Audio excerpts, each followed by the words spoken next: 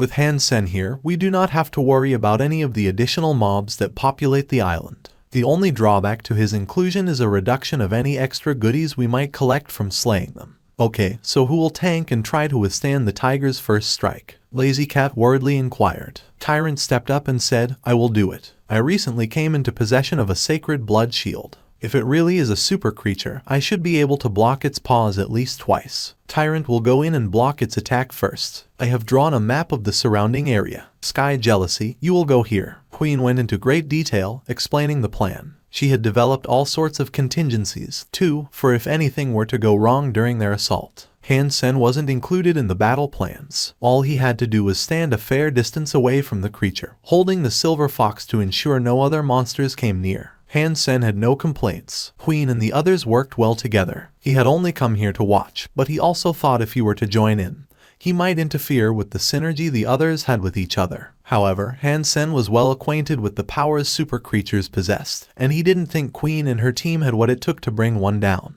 Hansen was worried that the silver fox might also end up chasing the white tiger off, but these fears were soon allayed. From among 3 hills in the distance, a monstrous roar sounded, accompanied by a gusting wind. It was undoubtedly the white tiger, and since it was still nearby, this most likely meant no other super creature would fear the silver fox either. It felt as if a tornado was now racing down from the hills, and the white tiger in its midst would soon be upon them. Get ready to fight. When Queen issued her command, Tyrant and the others quickly assumed their positions and awaited the monster's arrival. There were supposed to be a great deal of other monsters on the island, but only the tiger and its wind came for them. No other creature could be seen, and this allowed the others to confirm the silver fox's ability for themselves. Hansen secretly turned on his gene lock, which pushed his 7th sense to the max. With it, he could see the white tiger running at them from a mile away. The white tiger looked angry, and the momentum that drove him in their direction was powerful. Although it wasn't too big, its presence exerted a pressure on them. It was almost like a champion descending from the sky.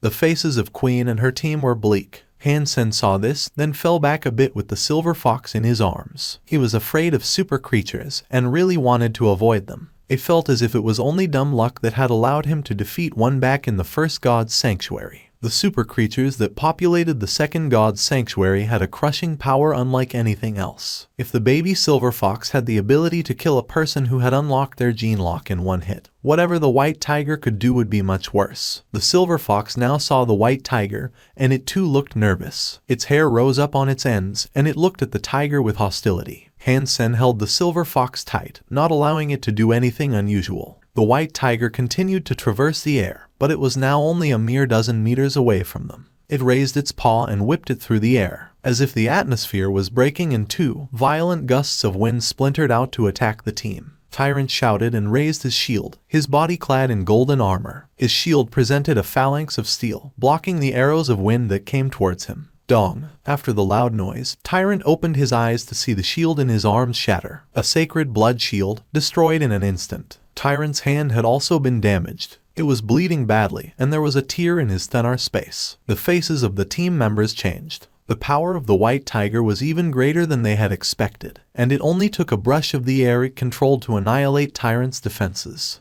Plan C, Queen yelled, as her body shining purple. She was making a move. Tyrant's body shone gold, like a heavenly being. He held a big black lance in his hands, which he used to thrust at the tiger. Lazy Cat also went into action. Despite her short and stout stature, which had led Hansen to believe she would be slow-moving, she was nimble and quick. Like the tiger itself, she harnessed the power of the wind. Sky Jealousy's hand held a sleek sword, the blade of which was thinner than a cicada's wing. After a low swing, a strong breath of frosted air was cast out of it. It looked like the sort of skill that would belong to someone from the zoo family. The white tiger's purpose was very clear. It seemed to target Queen. The wind that was cast out of its paws resembled projectile claws that soared through the air towards her. Queen's breasts jiggled rhythmically as the purple light shone from within her body. Her long, incredible legs carried her with tremendous strength as she ducked to the side to avoid the incoming attack. The green claw wind she dodged past her by and sliced a boulder in two. Dong. One of Lazy Cat's daggers struck towards the tiger. Then Sky Jealousy's sword and Tyrant's lance attempted to pierce their foe together. But something scary happened.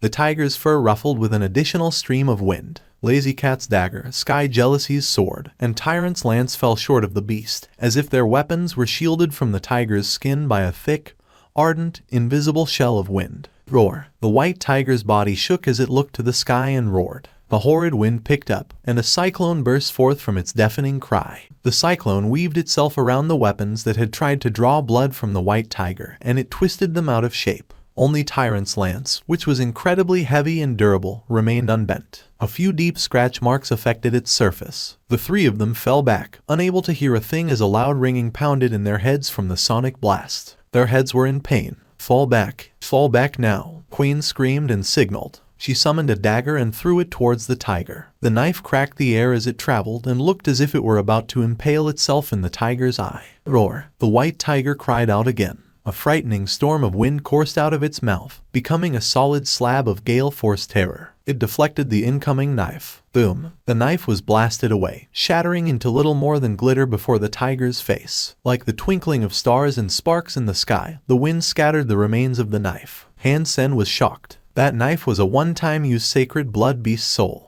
It was wretchedly powerful, but it couldn't even deal a single scratch to the white tiger. The tiger's fury was triggered by her surprise knife throw, and it leapt towards Queen for retribution. But Queen was quick on her feet and, like a graceful goddess, she was able to dance away from the tiger's claws. Han Sen's eyes watched her with admiration, and he deeply respected Queen's heavenly go. It was as efficient as his own Dongxuan Sutra, but they both yielded their own particular benefits. Facing this white tiger and avoiding its attack was a testament to her dexterity. Tyrant and the others followed Queen's orders and quickly turned to fall back and escape from the beast. The white tiger was far more powerful than they expected it to be. It was unique, unlike any other creature they had seen before. There was no hope of competing with it, so they hastily retreated as soon as the order was given. "What are you doing standing there? Go!" Lazy Cat yelled at Han Sen while she ran. It seemed as if they wholly trusted Queen's own ability to fall back once they had gotten clear. Han Sen nodded, and with the silver fox in his arms, he pulled back. He didn't return at the same speed as the others did, though, and so he stayed behind them. Although they were confident in Queen's heavenly go, Han Sen was the only one there who had learnt it. He understood Queen's position and situation more than anyone else did. Heavenly Go was an incredible talent, and it was currently eluding a beast as monstrous as the white tiger right now. But Queen's foe was imbued with the power of wind, and its speed was something else. No matter how effective her Heavenly Go was, she still couldn't shake the chasing tiger, and it would only take one misstep for her to meet her demise. After all, she was just human. If she could not get rid of the white tiger in time, she would inevitably make a mistake. Even if she remained flawless, it was only a matter of time before she exhausted her energy, and when that time came, death would await her. Han Sen was thinking of how he might help Queen. They had a history together, and she was the one who taught him his Heavenly Go in the first place. "What are you doing? Don't run off," Tyrant called out to him. Ignoring him, Han Sen summoned his golden growler and ran to the beach. With his own knowledge of Heavenly Go and the proficiency of his seventh sense, he could gauge where Queen was planning to go. He wanted to help. The white tiger was furious, and Han Sen was worried Queen might not hold out until she got to the shoreline. "Hey, what are you doing? Stop!" Lazy Cat yelled at Han Sen's fleeing shadow. "Just ignore him. This is why I cannot allow people such as that to earn a place on this team," Tyrant spat. The three of them saw Han Sen head away from Queen's current position, with no idea of what he was hoping to achieve. Pretending not to hear anything, Han Sen carried on. He wasn't an official member of the team either, so he did not see why he had to explain his actions to the others. This test was already over. They had learnt of the white tiger's power, and they had failed in their attempts to attack it. He feared no one might ever be able to kill it. Han Sen continued riding Golden Growler to the shore and arrived before Queen did, since she kept having to switch her direction to avoid the white tiger. He could see her approaching from a distance. She was bleeding, having sustained many injuries, and it looked as if her beast's soul armor could break at any second. Fortunately, they weren't grievous wounds. Her ability to reach the ocean side was not compromised. Han Sen gave a long sigh and said to himself, "Queen is magnificent. If I was in her position, I don't think I'd last half as long." Han Sen then went silent for a bit. He put away his golden growler and went into the sea. There was no use for him on the shore, so he had to get ready to meet up with Queen. Han Sen hadn't been in the sea long before he saw Queen approaching. Like an arrow, she bolted into the sea. The blood on her body brought a misty haze of red flowers to the water, and it looked beautiful. He then saw a flash of white light descend across the tumultuous waves of the sea, and it violently scraped and clawed its way across the sea surface. When the tiger brought its paws down on the water, the seas parted in half, creating a trench of a few dozen meters. It looked as if the tiger wasn't yet willing to quit its pursuit. The purple light in Queen's body was shining, and she now clutched a lance in each hand. They were both dyed purple. She quickly turned around to block an incoming attack. Dong! Both lances were destroyed, which prompted Queen to say hum. Bleeding from her chest, she was knocked further into the sea. This hit put her in a critical status. Although the white tiger would not swim, it continued to swing its paws. The violent gusts of wind drove the sea mad, producing waves that were 30 feet high. Many coursed through the waters to slice at the seabed. Queen resisted succumbing to the pain that engulfed her. She dodged the white tiger's attacks as she tried swimming deeper and deeper into the sea. Going down there now would be useless, so he simply stayed where he was, hoping Queen could continue dodging the creature's assault. But the hit Queen had received was terrible, and it affected her performance a great deal. It was already hard enough for a person to maneuver in the sea, and now Hansen could see she was about to miss her next dodge. Gritting his teeth, Hansen took the plunge and went under towards Queen. Queen was still struggling. She noticed a shadow coming right for her, and after squinting for greater clarity, saw that it was Hansen. Hansen pulled Queen deeper into the sea. He was incredibly dexterous in the sea, so he was far more mobile than Queen underwater. Hold me. Hansen put Queen on his back and told her to grab his waist. Then, with full speed, he sped off into darker waters. The white tiger was not keen to give up, so it continued casting its murderous gusts down into the sea. But Hansen was like one of the merfolk as he swam across the seabed with great speed, effortlessly dodging each of the tiger's attacks. Queen was grabbing Hansen tight, and she felt touched. She had never expected Hansen to come and save her like he had. Even in the sea, Hansen was using the formation taught to him by the Dongshuan Sutra. He kept maneuvering and switching position to dodge the tiger as he went, as pure speed wouldn't have cut it. But still, the white tiger was not willing to let them go. It wasn't until they were at a depth of 80 meters that the tiger gave up its attacks. At that depth, even the ferocious bullets of wind could not damage them. But the white tiger was still in pursuit, for wherever Hansen swam, the tiger hovered above. It was not going to give up its prey so easily, and it most certainly wasn't going to allow them to swim up to the surface. Hansen had already swum 300 meters deep without being able to shake its chase. He cursed it in his heart and continued swimming deeper. After swimming for half an hour, Hansen was around 500 meters deep, but it was still to no avail. From above the brackish waters, the tiger continued to watch them. Hansen was preparing to swim even deeper, but then he noticed something was wrong with Queen. He turned around to take a look at her, and her face was not looking good. It wasn't because of the injuries she had sustained, however, it was because she was suffocating.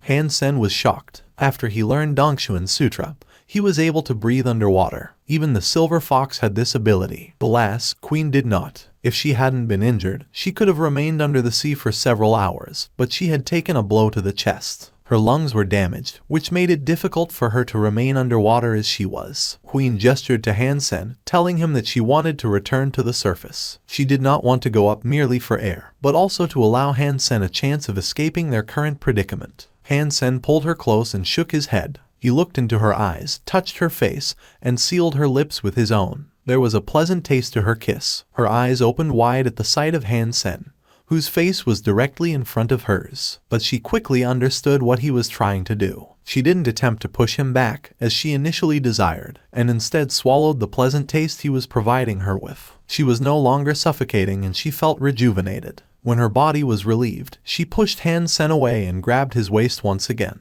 Then they swam deeper. When Queen could no longer hold her breath, Hansen gladly breathed more air into her lungs. After doing this a few times, Hansen had swum several thousand meters below the sea. Eventually, the white tiger gave up its chase and returned to the island. Hansen was still worried, though. To ensure absolutely safety, he swam for another dozen miles and then returned to the surface. When they were back below the sky, the tiger was nowhere to be seen. Then, Queen summoned her whale. She quickly climbed onto it and fell down.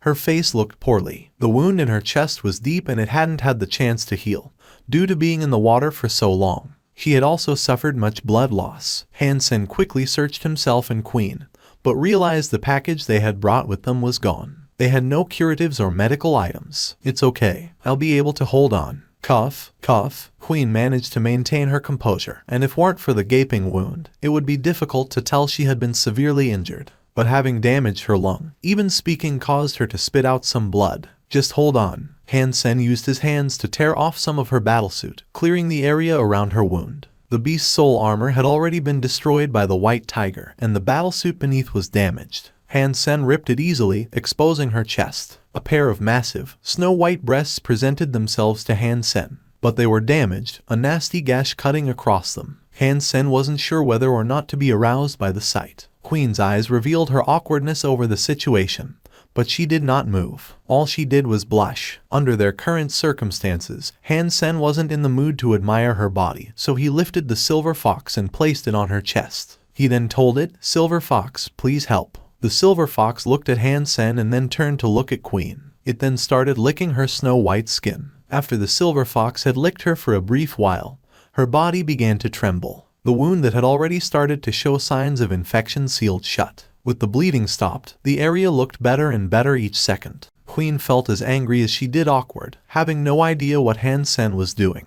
But when she looked down at the afflicted area, she noticed the wound was starting to fade away as the silver fox licked her. She stared at the creature in bewilderment. Han Sen looked at the silver fox, but his eyes subconsciously moved to look elsewhere. He noticed Queen was breathing quite rapidly and her chest was beating hard. The jiggling almost caused Han Sen to lose all composure. Queen was surprised to see the silver fox possess this ability. For a brief moment, she forgot all about Han Sen being near her. When she heard wretched panting to her side, she looked over, shocked, to see Han Sen unabashedly staring at her breasts. Her face turned red and she moved her hands to cover her exposed chest. But with the silver fox on top of her, and the size of the breasts themselves, she couldn't hold them. All she could do was yell, "Are you still looking?" "Oh, I'm sorry." Han Sen used his hands to shield his eyes. Queen almost fainted in embarrassment. Although Han Sen put his hands in front of his eyes, he made sure to keep taking peeks through the quick shuffling of his fingers. "Turn around," Queen said angrily. "Fine, fine." Han Sen reluctantly turned around, feeling envious of the silver fox. While he was forced to look away, the silver fox was being allowed to freely enjoy the delight every man desired. After that, the silver fox jumped back to Han Sen, but he didn't hear Queen say anything. "Can I turn around yet?" he eventually asked. "Give me a beast soul armor." Her voice was cold once more, a sign she had mostly returned to normal. "Sure." Han Sen turned around to look at Queen and froze. The sun was setting, turning the ocean into a beautiful vat of molten, glittering gold. Queen, in all her elegant beauty, was sitting before the scene naked, with her arms wrapped around her busty chest. Her round shoulders, sexy bones, slim waist and bendy legs. In the light of the setting sun, she could have been mistaken for a mermaid queen. "Still looking." Queen hissed these two words between clenched teeth. "Eyes were built to watch things of beauty. I cannot ignore their desires." Han Sen slumped his shoulders while he spoke. He pulled back his gaze, brought out his blood scale armor, and gave it to Queen. She donned it immediately, and the armor concealed her voluptuous chest. Although you could make out slender curves, the overall sight was less arousing. Still, she had a beautiful face. It was the face of an elegant goddess, one who no man could touch. "You looked better earlier. Now you look too cold," Han Sen said. "Don't think saving me grants you a free pass. I still want to kill you, and if you say another word about my body, I'll cut you down right this second." Queen directed a furious gaze towards Han Sen. If eyes could kill, he would have been diced into pieces already. "Fine, I will stop." Han Sen closed his eyes but started to smile. "And don't think about it either," Queen added. The smile Han Sen was giving her was unbearably smug, making her believe he was memorizing something he had no right to. Queen thought she must have done something truly awful in her past life to have become acquainted with Han Sen in this one. Han Sen tore the clothes from her body when they last met, and he had pretty much done so again. It seemed as if all her most embarrassing moments kept occurring with Han Sen. Eventually, Queen calmed her mood and became cool again. She resolved to try not to be so short-tempered, lest something even more embarrassing happen. After all, Han Sen had saved her, and she'd feel terrible if she did something bad to him. But whenever she opened her eyes and saw Han Sen, she got incredibly angry and her temper rose again. So, she turned around and decided to gaze at the sea instead of Han Sen. She asked, "Where are we?" "I don't know. My primary concern was shaking the white tiger, so I took a number of twists and turns. I don't even know which direction the island is in anymore." Han Sen blinked. Queen furrowed her eyebrows and said, "Leave your silver fox here. We'll come back, but for now, we need to go get some food." "There's no need. I can handle it." Han Sen placed the silver fox on the back of the whale, and then jumped into the water solo. A while later he returned, carrying a fish that was 2 feet long. He skinned and deboned it. Then, he cut the meat into thin slices and picked one up. I can. Queen thought Han Sen was giving it to her. Before she could reject him, however, she noticed Han Sen was instead feeding it to the silver fox. She quickly closed her mouth and blushed. Oh, you want some? I can give you some. Han Sen heard her half sentence, so he picked up another slice and brought it to her. Come on, open your mouth. Queen felt as if she was going to explode, as more and more blood pumped to her face. She clenched her jaw hard and didn't say anything. She then moved to sit behind Han Sen. Without looking at him, she grabbed a slice of fish by herself. Han Sen slouched his shoulders and placed the fish he was holding into his mouth. He held the silver fox and sat in front of Queen. He and the fox happily shared their portion, dividing it evenly between them. When it came to the last slice, he picked it up and started to put it in his mouth. But before he could take it all, the silver fox jumped onto his arm and bit the other half of the fish. Neither of them wished to let go, which annoyed Queen. In her heart, she asked herself what sort of person in their right mind would fight for food with their pet. But Queen felt like something was wrong. The lips of the silver fox and Han Sen were connected, but the silver fox had just licked her most beautiful trophies earlier. Queen's cold face suddenly turned all red. She turned around and went to the head of the whale and looked out at the ocean. What did I do to upset her this time? Han Sen was surprised because he was just playing with the silver fox. He had no idea why she was so mad again. By now, they had both acknowledged that they were lost. The whale had been swimming for half a day, with no sign of land. After another half day, Han Sen suddenly saw something green on the horizon. It could have been an island, he thought. We are saved. There is an island in the distance. Even if there is no one there, we could at least find some real food. All this time adrift, all we have been drinking is fish blood. I'm getting sick of it. Queen looked happy at this news, too. The entire time they had been on the back of the whale, they had been eating fish meat and drinking fish blood, and she too was starting to hate it. As the image of green drew nearer and nearer, it revealed itself to indeed be an island of sorts. The hills were quite steep, but they were short, and it was decorated with much foliage. There were no tall trees on the island, but there were many berry bushes. The berries they contained looked like delicious little grapes. Queen summoned her wings and flew over to take a look. The island wasn't too big, and it didn't seem to be populated with any creatures. Both feeling confident about their newfound parcel of land, they disembarked and climbed onto the island. Han Sen looked at the red berries and thought to himself, these berries can't be like those red mushrooms, can they? Queen had already ventured inland. After a brief search, she found a pond hidden among the hills. The prospect of fresh water excited her very much. What are you looking at? Queen noticed Han Sen squatting near the bushes. She furrowed her eyebrows. I am wondering whether or not I can eat these things. I am getting tired of eating fish meat, and I am keen to eat something fresh like this, Han Sen answered. Don't randomly eat stuff. Let's stick to the fish, Queen told him. Although she was sick of fish meat, as well, not all plants in the world were safe for human consumption. The berries did look delicious, but who knew whether or not they'd cause problems if eaten? I think they're okay. I'd say it'd be okay for us to eat them. Han Sen continued to observe the berries, and from the knowledge he had received from Professor Sun, he was sure they would be fine to eat. Queen ignored Han Sen and simply returned to the sea to catch more fish. She was happy enough to be able to cook the fish meat, and doing that was certainly better than risking the consumption of curious, unknown berries. Although Han Sen was sure they would be okay to eat, he didn't take any.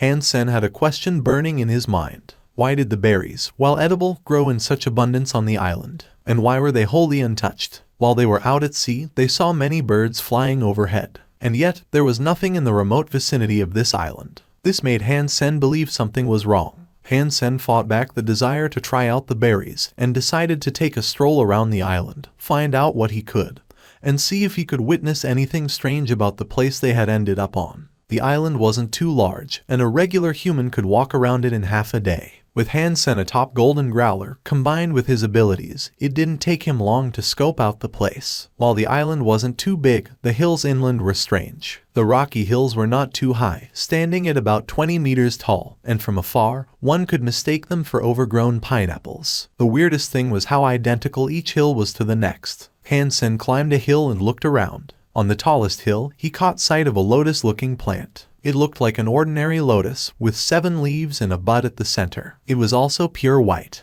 Han Sen frowned. Lotuses tended to grow in water, or at least in very moist soil. He had never seen one grow on a hill before, which made him question whether it was really a lotus. Seeing as it was just a plant, Han Sen didn't think he'd have anything to be afraid of. Carrying the silver fox, he decided to ascend the hill. Upon reaching the top, he took a proper gander at the 7-leaved flower. Taking a closer look, Han-sen confirmed that it was indeed a lotus. Its snow-white petals were all folded around the fist-sized lotus cup inside. This was different than the usual green ones, as this cup was snow-white on the inside, too. It was semi-transparent, and there were many red seeds on the inside. However, it wasn't very big, which indicated it wasn't fully mature yet. As Han-sen continued to observe it, the silver fox jumped out of his arms. It used its own nose to sniff the lotus and blinked as a human would. Then, it curiously circled the lotus as if inspecting the flower. After a while, the silver fox decided to lie down next to it. "Silver fox, do you care to tell me what that means?" Han-sen asked, while looking at the silver fox with a puzzled expression. If the silver fox wanted to eat something,